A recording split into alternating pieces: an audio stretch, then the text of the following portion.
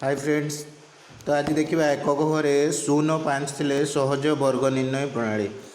तो आमको जेकोसी संख्या धर आम नौचे एकक घरे जार कौन थी माने 0 व 5 थी जमी तुम 10 ने 20 ने 30 40 50 60 70। तो एमनकर एकक घरे केते अच्छी तुम 0 अच्छी से भाया तुम देख 15 25 35 45 55 65 ये संख्या। तो एकक घरे रोचे तुम 5 रोचे। अच्छा एकक घरे जदि आमर 0 आउ 5 थी ताहले सहजरे केमती आम वर्ग निर्णय करवा तार प्रणाली विषय पढ़ा। ताले चलतु वीडियो स्टार्ट करवा। बहुत इजी मेथडटे। ताले आमर टॉपिक कौन अच्छी एकक घरे 0 5 थिले सहज वर्ग निर्णय बा तुम कौन एकक घरे 0 5 थिले सहज वर्ग निर्णय करवा प्रणाली। चलतु ताले फ्रेंड्स स्टार्ट करवा। ताले प्रथम देखा आम एकक घरे तुम जदि 0 थी एकक घरे जदि तुम 0 थी ताहले सहज वर्ग निर्णय करवा कौ भाया देख। ताले एकक घरे जदि तुम 0 अच्छी एकक घरे जदि तुम 0 अच्छी तो ताहले आम कौन करवा जे दशक घर संख्या जोटा थी तुम ये कौन अच्छी तुम दशक घर संख्या तुम अच्छी तुम कौन 1 अच्छी। तो सही संख्या दशक घर संख्या सांगे दशक घर संख्या आम गुणन करवा माने 1 गुणन 1 टे करवा 1 गुणन 1 करवा। अच्छा 1 गुणन 1 करले ठीक अच्छे 1 गुणन 1 आम करदेले। तो तापरे आओ तुम गोटे 0 रु तुम कौन हो 2टा 0 हो गोटे 0 रु कौन हो तुम 2टा 0 हो गोटे 0 रु 2टा 0 हो ये 1 गुणन 1 कले के 1 है। तो एपटे 2टा 0 है जमीक तुम के 100 तार 10 × 10 जे के गला 100 होगला।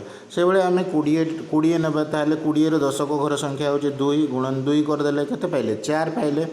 तो 4 सांगे आमर ये गोटे 0 थिला तो ये 2टा 0 होगला के 400। केवल सिंपली कौन कराऊँ ना दशक घर संख्याटा को सही संख्या सहित मल्टीप्लाई हो 2 गुणन 2 = 4 है और गोटे 0 जगह 0 संख्या कौन हो डबल हो फल आम के पाचे 400 पाचे 20 थिला 2 गुणन 2 4 होगला गोटे 0 रु 2टा 0 मान के 400 होगा। फ्रेंड्स से भाया तुम जेकोसी संख्यार तुम्हें जदि माने एकक घरे तुम 0 थी और दशक घरे जेकोसी संख्या था तुम्हें से भाया प्रणाली रे तुम्हें काढ़ी पार बहुत सहजरे काढ़ी पार। धर आम 30 ने 30 गुणन 30 ताल कौन करवा 3 गुणन 3 9 होगला गोटे 0 जगह 2टा 0 900 होगला 30 वर्ग होगला 900। ठीक से भाया आम जेकोसी संख्यार वर्ग काढ़ी पार। तो फ्रेंड्स ये थिला एकक घरे 0 थिले एकक घरे केते थिले 0 थिले। एबे आमे देखिबा जदि तुमर एकक घरे केते थिबो रे 5 थिबो एकक घरे तुमर 5 जदि थिबो ताहले केमिति काढिबा एकक घरे जदि 5 थिबो ताहले केमिति काढिबा।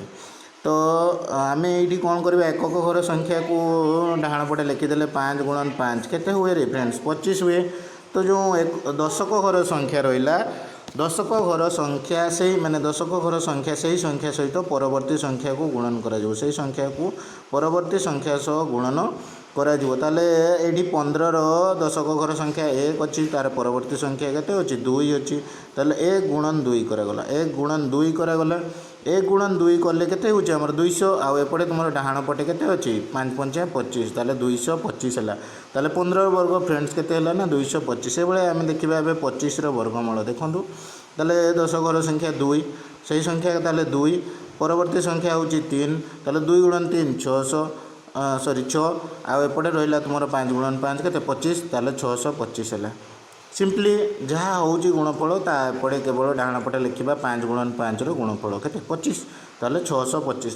से भाया देखा फ्रेंड्स एबे आम देखा 35 देखा सही संख्या के 3 परवर्ती संख्या के 4 ताले केते गुणफल 12 माने 4 × 3 जे के 12 ताले 12 एपटे तुम सिंपली डाहाण पटे कौन लिखा 5 गुणन 5 25 ताले केते गला 1225। ठीक से भाया 45 वर्गमूल सही संख्या के 4 परवर्ती संख्या के 5 केते हला 20 हला 4 5 20 आउ एपटे सिंपली कौन लिखा 25 ताले 2025 45 वर्गमूल 2025। ठीक से भाया देखा 55 वर्गमूल तो सही संख्या केते 5 परवर्ती संख्या केते 6 एवं एपटे लिखा सिंपली डाण पटे 25 ताले 3025 ताले 55 वर्गमूल केते हैला 3025 से भाई जेकोसी संख्यार आम वर्गमूल काढ़ी पारिबा।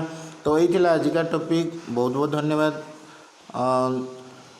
धन्यवाद वाच कर वीडियो पाइबा लाइक करूँ सब्सक्राइब करूँ थैंक यू।